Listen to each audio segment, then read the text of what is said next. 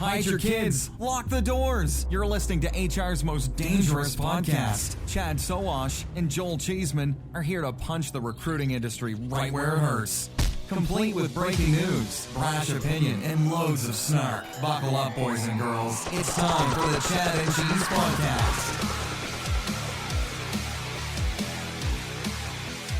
Oh, yeah. Welcome back to the Chad and Cheese Does Data with our friend, President and CEO of LinkUp, Toby Dayton. Welcome back to the show, Toby. How you doing, man? Good. Chad, how are you?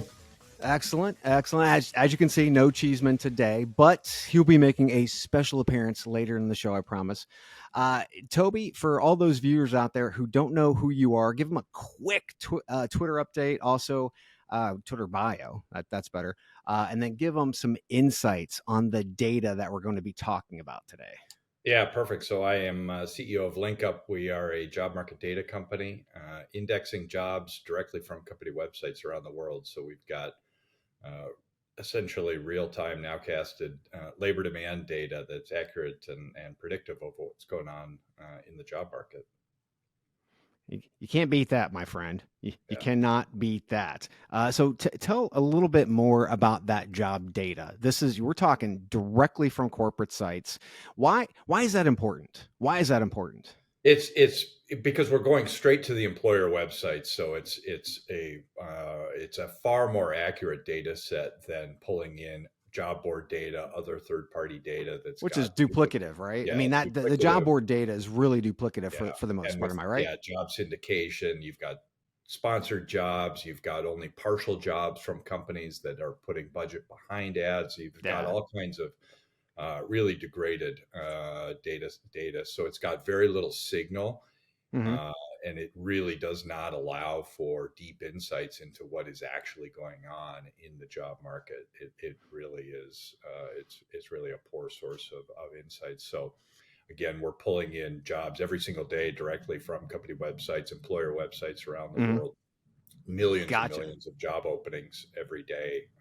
So that's really the basis of our analysis and understanding of what's going on in the job market, and leads to some pretty good forecasting models around what's happening and with non-farm payrolls and JOLTS data and other kinds of things. Excellent. Well, I tell you what, let's go ahead and let's get to the good stuff, shall we? Here we go. Shall we? It's not going to let me do my thing. Oh, well, screw it. I'm looking for sound effects, and it's not giving me the sound effects. All right, here's the money shot, kids. Total non-farm payroll enrollment rose by 275,000 jobs in February, and the unemployment rate increased to 3.9. That's from 3.7%. The U.S. BLS reported today. Then job gains occurred in healthcare, in government, in food service, and drinking places. What the hell does that mean? In social assistance and in transportation and warehousing. Healthcare led with 67,000 new jobs. Government, again, was a big contributor with 52,000 jobs, while restaurants and bars only added about 42,000. Kind of like top to bottom, we added 14.9 million jobs created during this administration alone. Unemployment rate, which we just talked about, is ticked up a little bit from 3.7 to 3.9. 27 consecutive months below 4% unemployment. Wow. Inflation down, stock market up. Survey from the University of Michigan shows consumer sentiment is at its highest it's been since 2021. Toby, it feels like the State of the Union is strong. This feels like good news. Are we finally? Is the shoe finally going to drop, or are we just going to get the good news and roll with it? You know, it is definitely good news. I mean, it is the headlines all over, and yesterday's jobs report was continuation of certainly what we've been seeing, and I think what a lot of people have been seeing in this. I think Bloomberg had a piece this morning, said we're in that perfect sweet spot, and it really is. It is the soft landing, and we can debate about sort of when it started, when it might happen. Our view is it's been happening. It's happened. It's sort of in the past. We'll get to that in a second, but it is really positive news. And yesterday's jobs report was, there was a mix of things in there. There were some things that people can, work hard if they squint, might see some bad news in them if they really try. But for the most part, it continues. The job market continues to show strength, resilience. It's just persistence and solid gains, and it is really keeping the economy. It is the biggest cylinder behind the strong U.S. economy. It's just you just cannot argue that this is defying all sort of naysayer expectations around what was going to happen a year ago, when literally 100% of economists predicted a recession last year, and they still are trying to say it's out there somewhere. Why? Every time I turn on the news, I'll listen to Squawk Box, or I'll be looking for like places, and it seems like a bunch of old white dudes are sitting around, they're sharpening their pencils. That's right. They're using number 2 pencils like we used to in grade school, number 2 pencils. And they're squinting as hard as they can. They're like, oh, I think I found, oh no, that's not it. And literally, and all of those individuals are really, I feel, what is giving like that negative sentiment. We're finally starting to see good, positive consumer sentiment. It almost feels like all of those analysts that were out there were just throwing shit on the pile. And I don't know why. Does that make any sense? Or were they just trying to get us ready just in case? But I mean, it doesn't make any sense now though, because all the trends. I think, when the Fed really began hiking rates in spring of 22, and it really went up, they were pretty aggressive, and inflation was high. And I think people were relying on their old models, their old views of how things are supposed to work in a macro sense.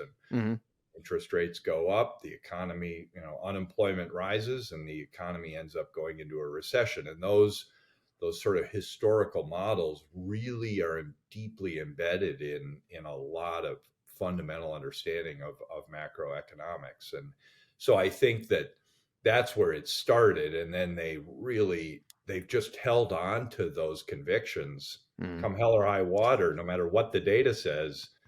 We're not going to change our models. I think finally, because it's gone on so long, as you said, it's just been this sort of incredible string of consecutive months of job gains and unemployment below 4%, 38 months in a row of we're in really unprecedented territory, certainly in the last,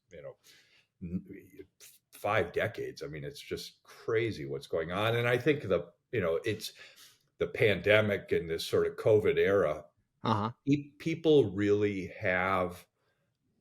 they're struggling to sort of find and think about what does this look like? How's it going to work? How is, what models are getting turned upside down? We're just in uncharted territory. So there's a little bit of fogginess. Nobody's crystal balls are working perfectly these days, if they ever did. But so it's a little bit understandable, but it is amazing how long it's taken for people to really understand that the soft landing is here. It is happened. It is just inflation has come down. Labor demand has come down. Unemployment is held steady. This environment is really it is the soft landing that people have been talking about. And you're now finally, after at least 6 months longer than it should have taken for people to get to the point where they're starting to say, yep, it's either happening, as the president said on his State of the Union, the soft landing is here.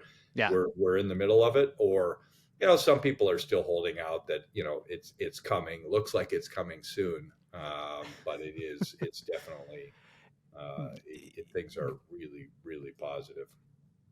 Do you feel like because it is an election year that has some impact on this? Because the right, obviously Republicans, don't want to see Joe Biden and quote unquote Bidenomics, whatever the hell you want to call it, do well. So it's like they've got to try to splash it with cold water. Not to mention, you talk about some of the almost old 1920s, 1930s formulaics that people are using. It almost feels like a confluence between those things. We're not using new data like LinkUp data, right? We're still using 30 days old data as Right. opposed to data that we can get our hands on to today. And then we've got this whole election thing happening. Yeah. Is there, I'm sure those are just two of many different layers of this onion. Yeah, those, and I think you're exactly right on both of those points. So I do think there's no doubt that government-based data is becoming less reliable. The survey-based data, it is becoming antiquated, if not outright irrelevant and sort of obsolete. Survey-based data is being replaced by real-time, accurate alternative data. And I think too, surveys in the COVID era, survey response rates are weak, weakening, and you see the revisions, the magnitude of revisions is going up. And again, yesterday's report was more of that. You had pretty major revisions for December and January yesterday, and people point to that as a weakness, but it's just a function of that survey-based BLS data that is really less and less reliable. It To your doesn't make point any on sense. politics, I think that it is, there's no doubt that comes into play. I think where it comes into play mostly is on that consumer sentiment and the surveys around how consumers are feeling about the economy and what's going on. And you really see those, it's just the data is unbelievable how much politics impacts people's perceptions about what's going on, and who's in office is really the determining factor of whether they're positive or negative on the economy. More so on the right, and the data is irrefutable on that point. They become much more entrenched in their sort of political, the impact of politics on that. But it is, the question of how do you feel about the economy? And if the answer is terrible, how do you feel about your own situation? Yes. Really good. And most people are feeling really good about their own situation, but they project onto, and sort of make assumptions about what's going on everywhere else. And so it really does come into play. But as you said, that's starting to change. I mean, at some point, you just can't help but realize when things are, the job market is the way it is, wages are up, people are spending, that is starting to filter in. Again, it took way longer than it should have, but it is finally starting to creep into the broader surveys. LinkUp is the leading provider of deep, accurate, and actionable labor market data. Unique in that we only get job listings from the one source of truth, the employer's website. By going to the source, we avoid all the duplicate and expired job listings that plague job boards and thereby other job data sets. Our data offers the clearest window into employers of all types and sizes throughout the world for an ever-growing number of use cases and applications. Well, I mean, Acting Secretary of Labor Julie Su said, and without getting political, but quote, "Our economy is the envy of the world. That's because we're building the economy from the middle out and the bottom up." I mean, it's not hard to do since we've been doing top down for about 40 years. But from our standpoints, right, we are looking, and I think you're 100% correct. If you ask people, it's like, how are you doing? Well, I'm okay, but I don't know about everybody else. I hear that everybody else is doing bad. We do that, but then we take a look outside at all these other countries. I mean, we are just blowing their doors off. I mean, from an economic standpoint, we are the hottest. We are the hottest, right? So why it's really hard. And I don't know, maybe this is just a narrative thing, but first and foremost, how are you doing is important, right? How your neighbors are doing is important. But then let's take a look at how the nation is doing compared to the rest of the world. And it seems like, again, everything is positive. But once again, I see the Squawk Box guys. They're looking for something bad, It's weird. And it is, you can, that once you do expand to a global perspective, you can find storm clouds on the horizon, and whether it is, a war in Europe two wars Yeah. in the Middle East going on. Mhm. If you count what's going on, arguably we've got two wars going on in the Middle East.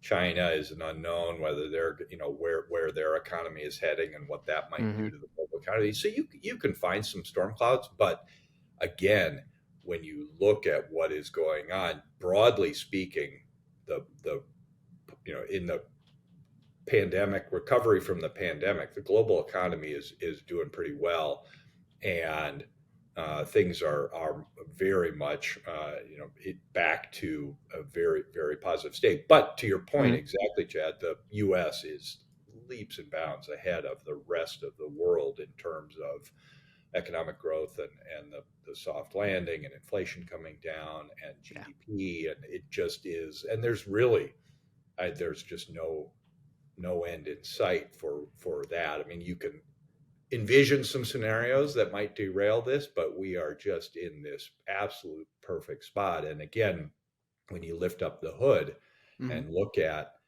the broad-based job gains, they're across the entire economy. They're in a lot of different sectors. You might have overweight in some areas, like as you said, healthcare and government, but it's broad based. It's very strong. Even when unemployment pops up from 3.7 to 3.9, it's for Mhm. a good reason. People are coming back into the job market. It might be taking them a little bit longer to find Yeah. a job, which is true in this kind of an environment. But that's a very positive indication that, again, we're in a very balanced job market. There's really good equilibrium there between supply and demand, and Mhm. wages.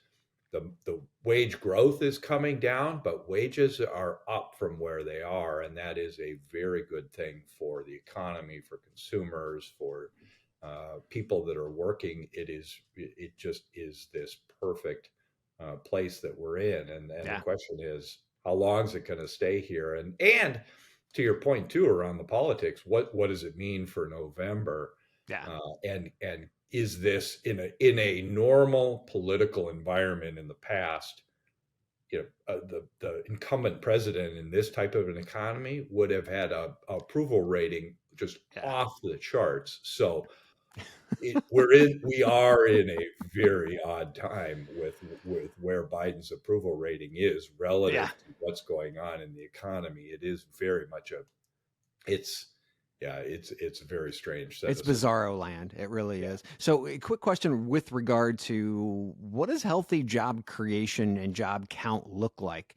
I mean, because if you take a look at the economy, obviously we see a good amount of growth.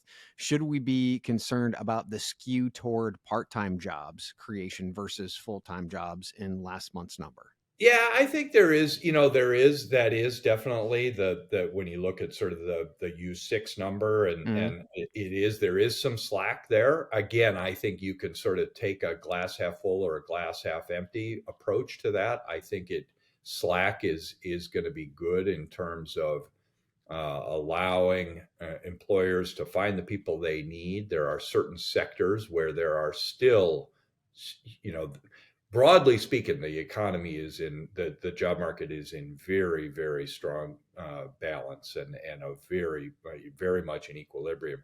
You can point to specific sectors, and again, healthcare is one. Nurses just continue the sort of chronic shortage. You also have some larger sort of tectonic shifts that continue to be very much at play, whether it's demographics, those kinds of things where Hmm.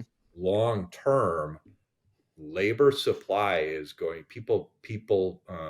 candidates coming into the job market is going to be critical. There is going to be, forces there that are going to impact that. So I think some of that slack that's there is not all bad. I think it's keeping things in a nice balance.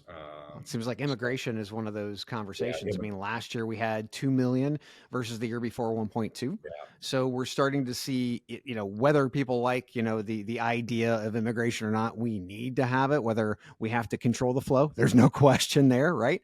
But at the end of the day, immigration is incredibly important, especially for many of these jobs that a lot of Americans just won't take because they have, outside of restaurant hospitality yeah. or what have you. Yeah, there studies are now coming out, and it's sort of an analysis there that the influx of immigrants has allowed job gains to be twice as high as it would otherwise have been, with no impact on inflation and wages. Wow. So it really is that has been a huge input, very positive input into what's going on. Can you say that again, please? Immigration did what? It allowed, so the influx over the last year or so has allowed job gains, average monthly job gains, to be twice as high. Wow. As it's allowed it to be twice as high with again no impact on what's going on in terms of the impact on the job market. So and sort of the macro backdrop. So it's been a huge moderating influence into the labor market. And it's allowed this job growth engine to just keep chugging along without fueling a spike in inflation.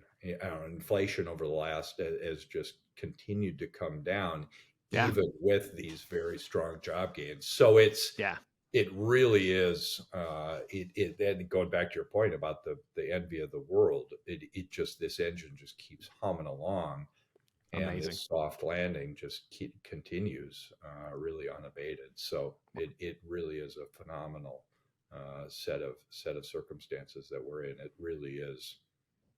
It's really phenomenal by every measure you can look at it. I get excited about it, then I start watching TV. I got to stop watching TV. So I know everybody's excited. We've been waiting for a guest appearance of Joel Cheeseman. Joel is actually in Vegas. I'm going to meet him here in a couple of days. We're getting ready to do an event in Vegas.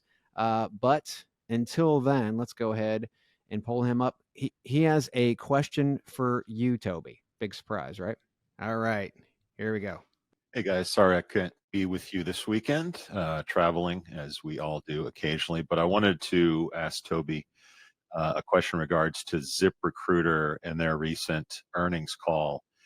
I'm continually perplexed at the fact that we have a great job market, but yet job boards continue to struggle.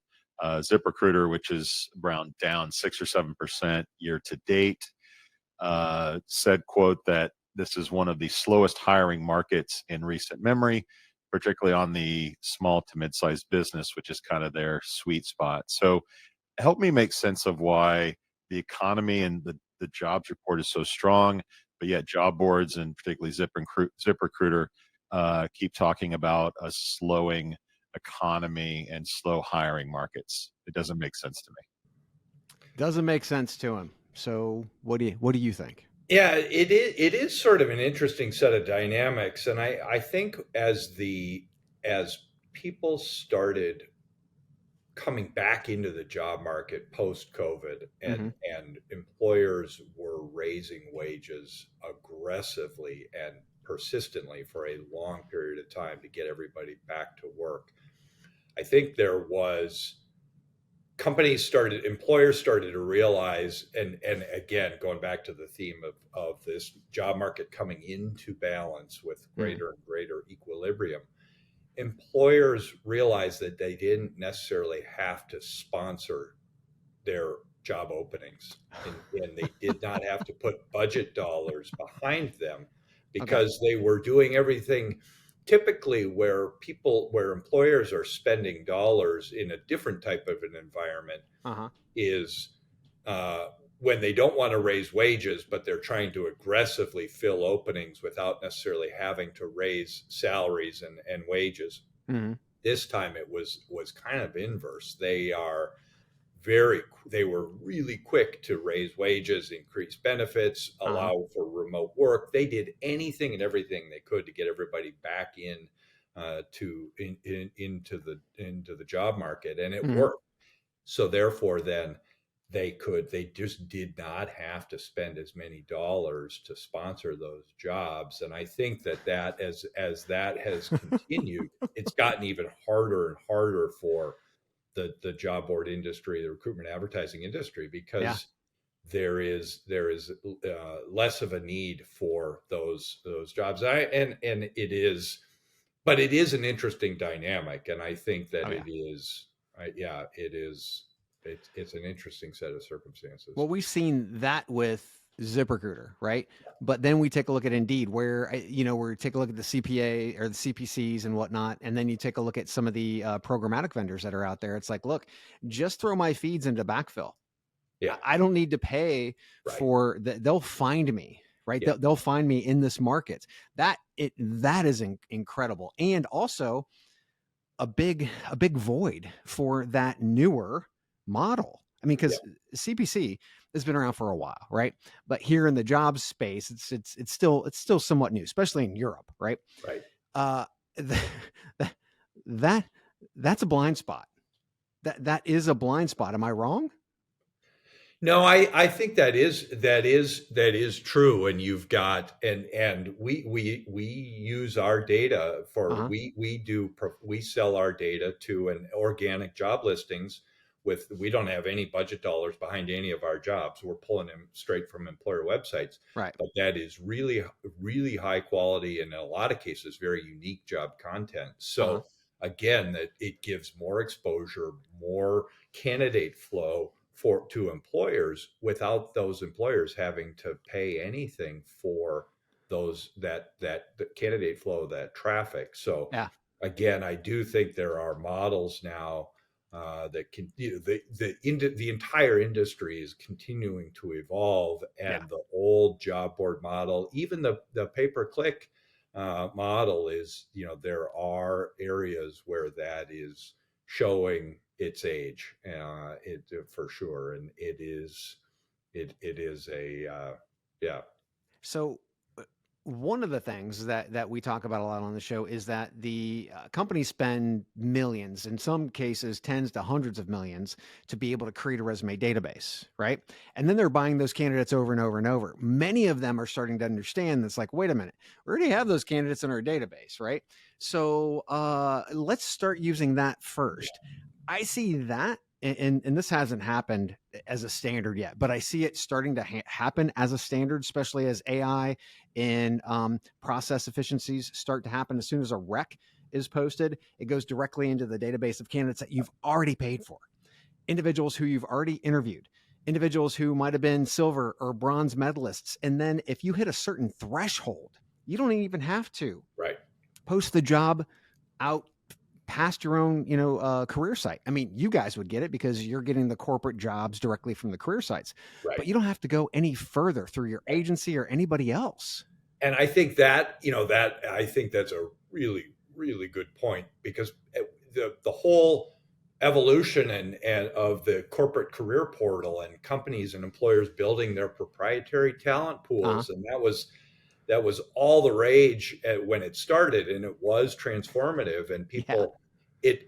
it's taken a while, I think, for, you're exactly right, for those talent pools to build at scale, to Mm-hmm. become sufficiently populated with quality candidates, where they can now leverage that, and the technologies are such today as well, that the matching tools, all the work and technology that's gone into that Yeah. is now materializing in a way where they don't just have to, or aren't as dependent on sponsoring those jobs and just blasting those ads all over the web, and getting a real mixed bag of candidate flow. They are building those candidate pools and can mine them now really effectively and really efficiently without spending the ad dollars. I think that's a very, very good point. So, Toby, we know you're traveling and you're busy. If individuals want to get, you also have a Substack, right? So there's a lot of information that's available out there. How would somebody dig into this information? Number one, you've got charts, graphs, all that other fun stuff. How would they get this information? Not to mention, how could they prospectively connect with you? Yeah, so linkup.com is the best place to see our data in action. We are posting on our blog all the time in terms of insights. We now have are bringing to market a macro data package, macro solution that allows people with all the charts and graphs that you'll see in all of our posts on what's going on in the job market around individual companies and sectors and geographies, all the way up to a macro view. All of that's available in this new product we've brought to market this year. So linkup.com is the best place to see that data in action and reach us. Well, excellent. Toby Dayton, everyone. I appreciate you coming back on. Give me a second. I've got to get that. Where's it at? There it is. There it is. Toby Dayton, everyone. Toby, we appreciate, again, you coming on, and we will see you once again. Everybody should go to the YouTube channel, youtube.com/@ChadCheese. We do this every month right after the jobs data comes out. We appreciate your time, and get back to traveling. Go take a nap or something, Toby. Perfect. Excellent. Thanks a ton, Chad. Have a great trip to Vegas. Yeah, will do, man. We out.